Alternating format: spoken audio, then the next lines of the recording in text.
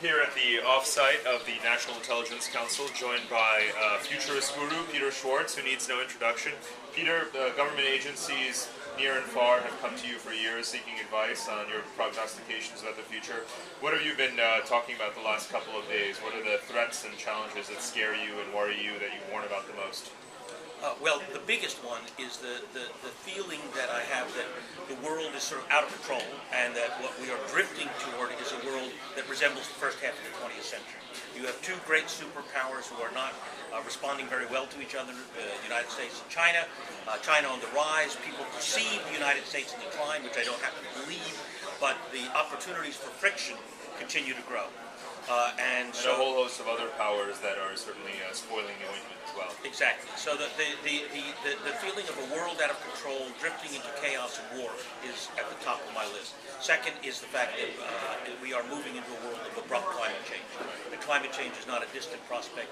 It's unfolding right now. And the kind of weather that we've been having over the last year or so is indicative. The massive tornado that just hit Joplin, Missouri yesterday, the fires in Russia, the heat wave there, the floods in Pakistan, and so on. Those are indicative. You issued a major report last year in which you pointed out for the Pentagon the national security implications of climate change. But what did you advise that they actually do about it, given how unpredictable it is? Well, the big thing, and in fact we have already acted upon this, is to recognize that the humanitarian consequences of this are going to be huge. Huge flooding and disasters in a variety of places, and that the U.S. military can be a very, particularly the Navy, can be a very powerful agent of, frankly, U.S. foreign policy in being first on the scene to be helpful. And this has actually played out in a number of places, actually most recently in Fukushima. So having said that, it actually presents an interesting possibility for the U.S. to be supported around the world, and the U.S. Navy has taken as a second priority dealing with the humanitarian consequences of climate change. So I put that up there. And the third is cyber conflict. That we've already seen cyber tools used in conflict. We've just undermined the Iranian nuclear capacity doing that, but it has changed the nature of conflict. You can be sure somebody's going to be coming back at us as a result. So we don't have to worry about just traditional assassination attempts, but something much more disruptive to the entire national electronic fabric. Exactly. Yeah. Now, you are a true Renaissance man.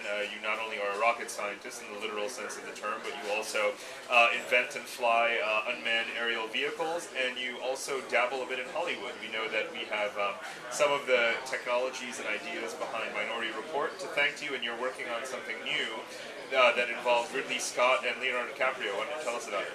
Sure. It's a movie of Aldous Huxley's Brave New World. I was asked last year by Leo and Ridley to update Brave New World. Brave New World was written in 1932, and the whole thrust of the story is biology and its industrialization.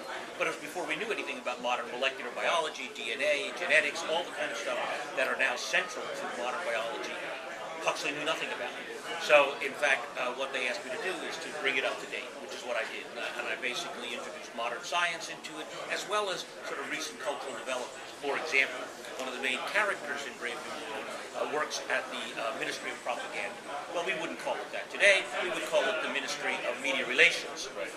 And strategic communications. Or whatever. But so I changed its name, and then basically changed the processes by which the biological systems work in the story. Now, it goes without saying that you're going to live to be at least 120, so this question is actually irrelevant to you, but how do you feel about the singularity? Well, look, the idea that we are seeing an accumulating, accelerating rate of technological change is probably right. Whether it happens in 2030, as Ray Kurzweil argued, or it happens in 2070 or 2100, almost doesn't matter. His basic hypothesis is correct. And eventually, I'm sure the key piece of his hypothesis that really makes it so disruptive is the notion that you will have AI, artificial intelligence that will be so powerful it basically no longer needs us.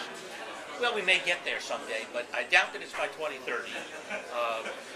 But having said that, eventually we are going to get there to some form of artificial intelligence that we may not simply comprehend and may not comprehend us.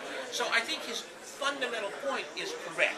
And the issue of whether it's 2030 or 2070 or 2100 doesn't really matter. So technology may not need us, but we will always need Peter Schwartz, a man who is well ahead of his time. Thanks for joining us on foreignpolicy.com. My pleasure. Take care.